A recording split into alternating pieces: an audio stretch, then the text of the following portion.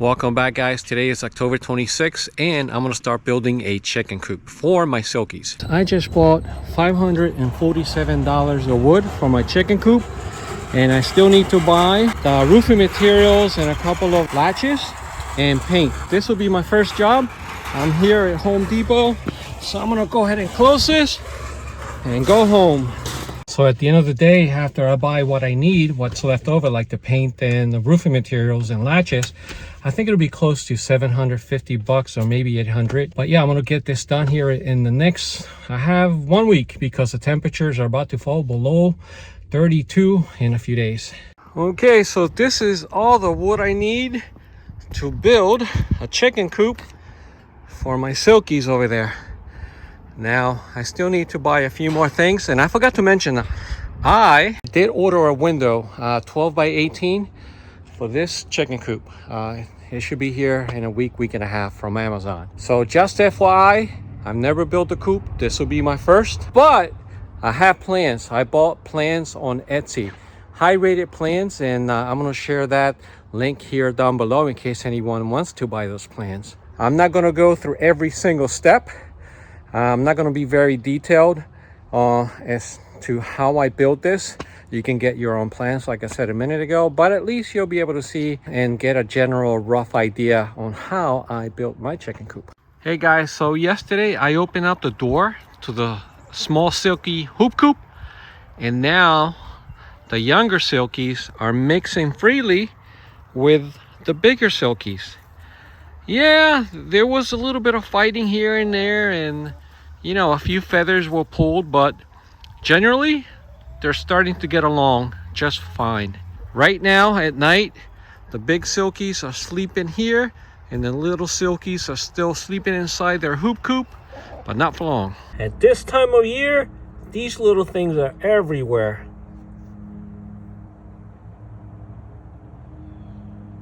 Okay guys, so I'm ready to start building the coop, and I'm going to begin with the floor. And I bought my plans from a company called Morgan Creek Plans. I found it in Etsy and they came in highly rated. It cost me $547 for all the wood plus some screws, plus $58 for a window. Let's just say that it came to about 600 bucks. But I still need to buy the roofing material and paint, which I will next week. So where am I going to build? I'm going to build right here in my garage floor. You want to do this on a flat surface, and I'm building the floor today, like I said a second ago, and these are the plans right here. Yep, I just had to follow this, and tomorrow I can do one of the walls or 2 or 3 other walls.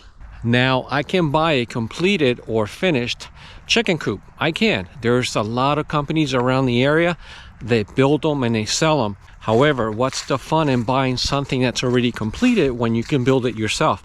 I need to start learning how to do these things. Have I ever built a coop before? No, but I'm about to learn. I can't learn if I don't try, right? And my bigger chickens are doing just fine.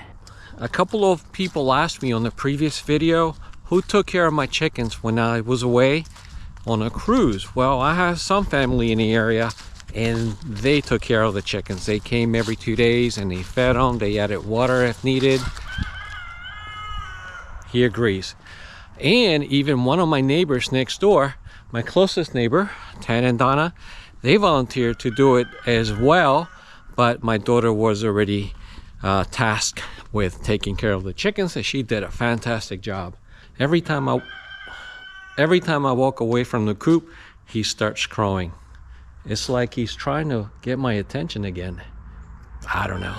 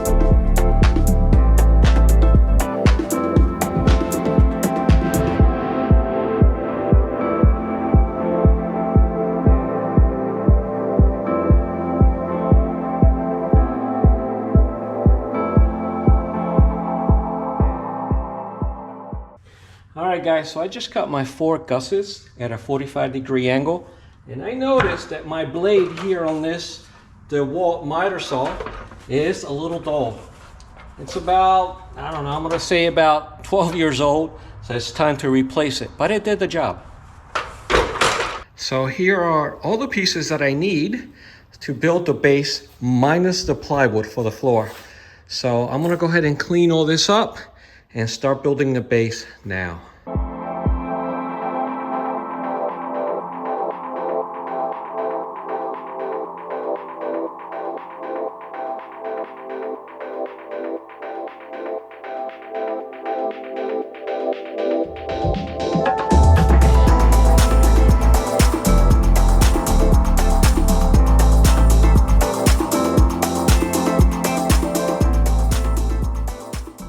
Alright guys, so the untreated base is already done. They're screwed in.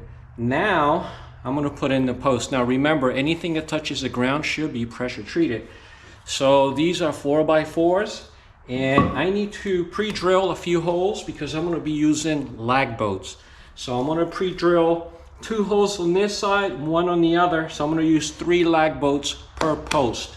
And then the gussets, they should be pressure treated as well, and that is going to be the final part of this piece here, and they're going to go like so. You can't see it now, but you will in a few minutes.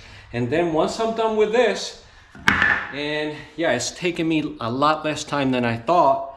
Once I'm done with this, then I'm going to go outside, get the 3/4 inch plywood.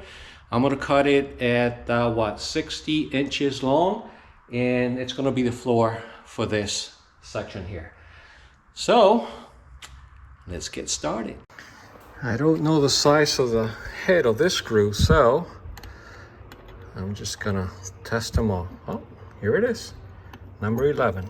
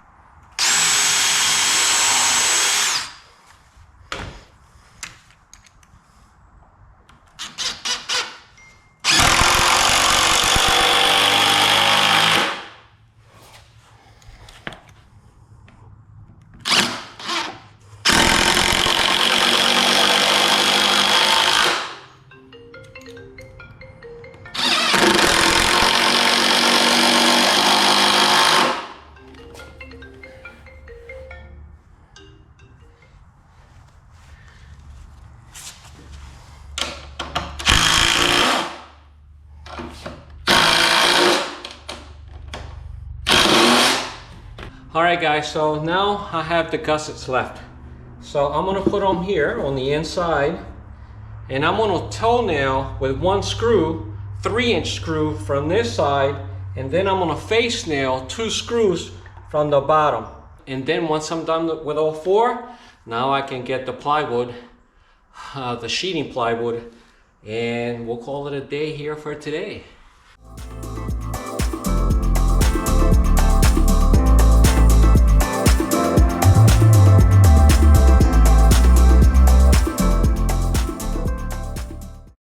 And there it is, guys. I'm gonna flip it over.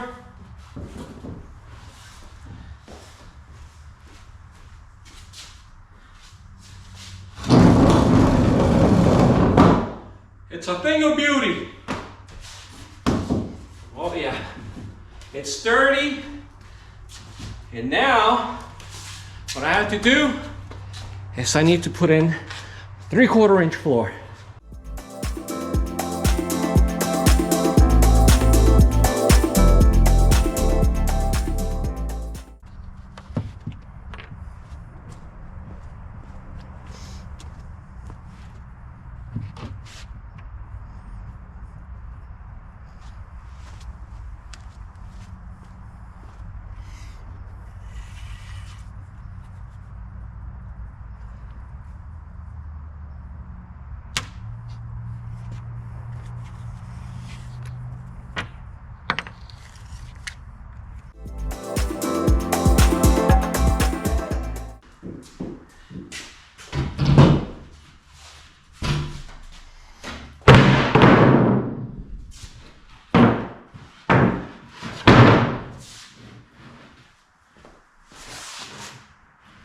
All right, guys, here it is. I haven't screwed it in yet. Now I have two options. Either take the base outside and level it wherever it's gonna go, or go ahead and screw that in now. Now, if you don't have any help, obviously with the plywood on top, it's gonna be a little heavy. And if it's gonna be just yourself, then I suggest don't put the plywood now. Take the base, level it, and then put the plywood outside.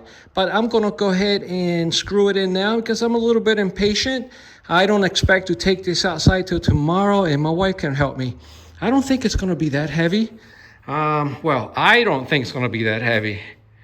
But she might think it's super heavy. But now I think with her help, I can definitely do it. But it's looking nice. I like it. My first chicken coop base ever.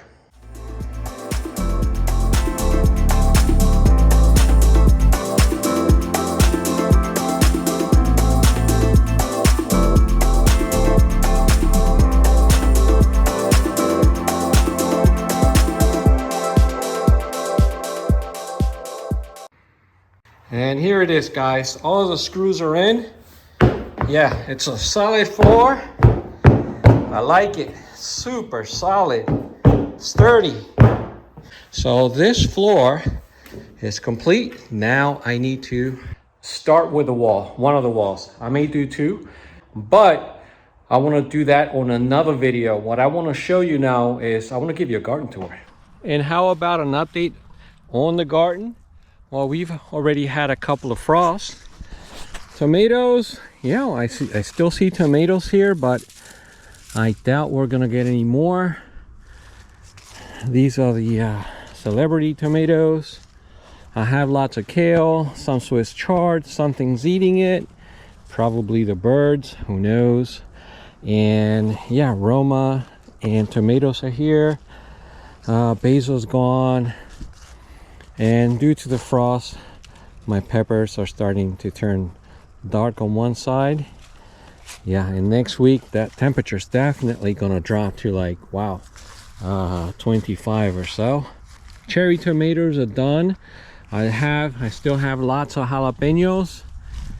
And yeah, I have some gandule seeds. These are pigeon peas, and they're still flowering. Check it out, guys. Yeah, but I don't think we're gonna see them open up. It's too cold, but they still look good though. Look at these plants. They still look very, very good. And obviously lots of little peppers. Ají dulce, tons of them. And yeah, more than I can use.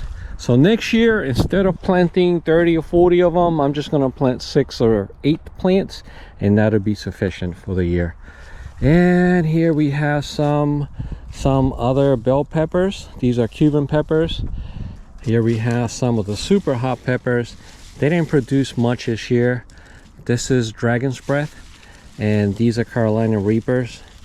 Yeah, for some reason, I mean, the plants grew fine, and there's a ripe Carolina Reaper, but not a whole lot of peppers. Maybe I have to start them indoors a little bit sooner.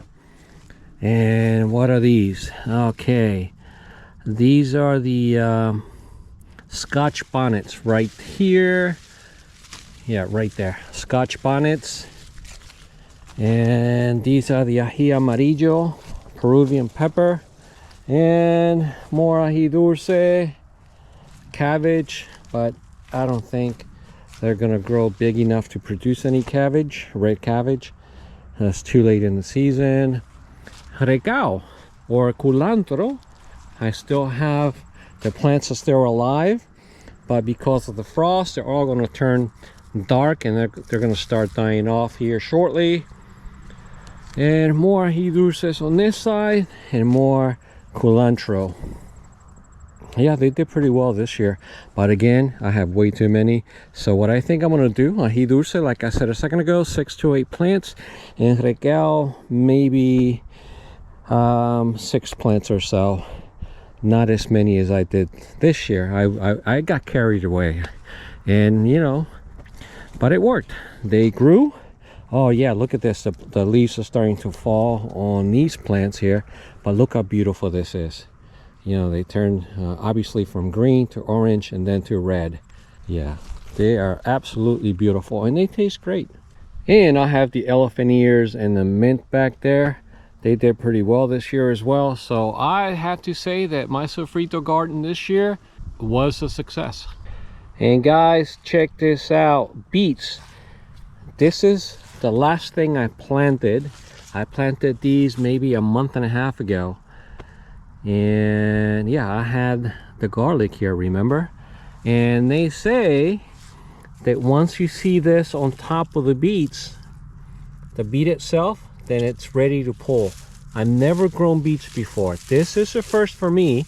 So let's go ahead and pull this one out.